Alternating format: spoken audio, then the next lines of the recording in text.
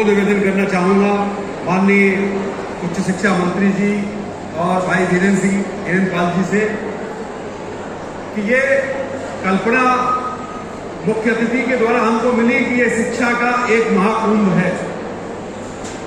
और शिक्षा का महाकुंभ इसलिए है कि इससे उपयुक्त स्थान पूरे उत्तर भारत में नहीं मिलेगा। मैं समझता हूं कि पूरे नोएडा और ग्रेटर नोएडा में जितनी यूनिवर्सिटी, कॉलेज और स्कूल हैं वो एक जगह पर पूरे देश में कहीं नहीं मिलेंगे।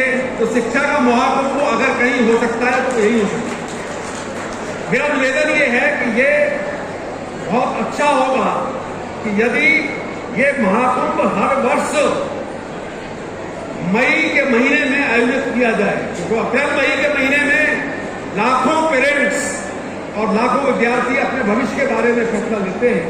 हम चाहते हैं कि यहाँ के शिक्षण संस्थानों में पढ़ने के लिए पूरे देश के विद्यार्थी आए, विदेश के विद्यार्थी आए, और वो तभी संभव होगा जब हम ऐसी प्रोएक्टिव पॉलिसी अपनाएं जैसी कि पॉलिसी आज उत्तर प्रदेश शासन के द्वारा यहाँ घोषित की गई है कि इन्वेस्टर्स को हम बुलाकर जिन जिलों में प्राइवेट यूनिवर्सिटी नहीं है वहां पर मौका दे रहे हैं। मेरा ये निवेदन है कि इसका समय बदला जाए और इसको बहुत अच्छे तरीके से किया जाए, और इसमें हम ये आश्वासन देंगे नोएडा और ग्रेटर नोएडा की तमाम संस्थाओं की ओर से, मेरठ से लेकर आगरा तक सैकड़ों उच्च शिक्षा संस्थानों और स्कूलों की ओर से कि हम जी जान लगाकर इसको पूरे हिंदुस्तान का बहुत बड़ा एजुकेशनल एक्सपो बनाकर रहेंगे। 5 वर्ष का मौका हमको चाहिए।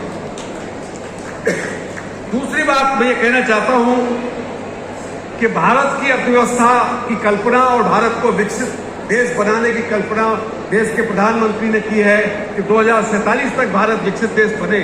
उसके लिए जरूरी होगा कि प्रति व्यक्ति पर कैपिटा इनकम $12,000 प्रतिवर्ष हो।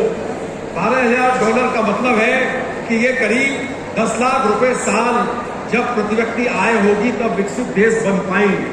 और इसका रास्ता अगर कहीं मिलता है, हमारे पास में 23 वर्षों का समय है, इसका रास्ता मिलता है यदि हम शिक्षा के द्वारा टैलेंटेड मैन पावर क्रिएट कर सकते हैं, सारी दुनिया को टैलेंटेड मैन पावर दे सकते हैं, भारत के उद्योगों को टैलेंटेड मैन पावर दे सकते हैं, तो वो भारत को विकसित राष्ट्र बनाने की अगले 23 सालों में बहुत बड़ी गारंटी होगी। अभी हमारी पर कैपिटा इनकम $1200 प्रतिवर्ष है प्रति व्यक्ति, और इसको अगर 12,000 10 गुना करना है तो इसके लिए हमें भागीरथी प्रयास करने होंगे। अंत में मैं ये कहना चाहूँगा कि ग्रेटर नोएडा अथॉरिटी ने पूरा सहयोग दिया, इसको एक व्यापक स्वरूप दिया। हम उस रास्ता भटक गए थे, लेकिन माननीय मंत्री जी के हस्तक्षेप से और माननीय मुख्यमंत्री जी के दिशा निर्देश से ये तय हुआ कि नई शिक्षा, उच्च शिक्षा नीति और प्राइवेट यूनिवर्सिटियों को एक एनकरेजमेंट देने वाली पॉलिसी इसमें घोषित की जाए और इस महाकुंभ को आयोजित किया जाए। तो जनवरी का महाकुंभ, हिंदुस्तान का प्राचीन महाकुंभ जनवरी 2025 में होगा। मैं समझता हूँ 2025 का शिक्षा महाकुंभ मई के महीने में यहाँ होना चाहिए। राकेश जी अगर इस बात से सहमत हो तो जरा स्वीकृति दे दें। लास्ट में मैं यही कहना चाहूंगा कि 2006 में एक सिलसिला शुरू हुआ ग्रेटर नोएडा में, नॉलेज पार्क में इंडिया एक्सपो मार्ट था।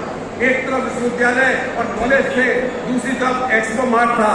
दुनिया के बड़े बड़े एक्सपो यहाँ पर होते, ऑटो एक्सपो होता है, सेमिकॉन एक्सपो यहाँ पर होता है, साल में 100-200 एग्जीबिशंस और एक्सपो यहाँ पर होते हैं।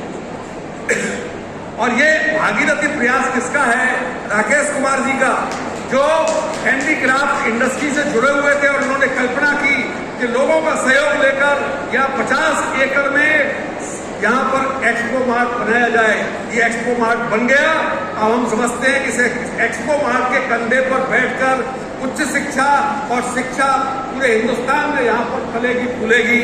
और एक शेर कहकर मैं अपनी बात समाप्त करूंगा। आप सभी लोगों को, महानुभाव जो आज इस उद्घाटन सत्र में बैठे हुए हैं, गौतम बुद्ध विश्वविद्यालय के कुलपति, शारदा विश्वविद्यालय के चांसलर महोदय, IILN यूनिवर्सिटी की कुलपति डॉक्टर गौतम और बहुत सारे महानुभाव यहाँ बैठे हुए हैं। अतुल जैन जी हैं और कार्तिकेय अग्रवाल है, गंगोटिया यूनिवर्सिटी के लोग हैं। मैं यही कहना चाहूंगा कि राकेश कुमार जी ने जो प्रयास किया है ये उत्तर प्रदेश के लिए एक वरदान है। और इसीलिए यहाँ पर ट्रेड शो पिछले साल से शुरू हुआ और वो शेर है, मैं अकेला ही चला था जानिबे मंजिल मगर लोग जुड़ते गए और कारणों बढ़ता गया। धन्यवाद।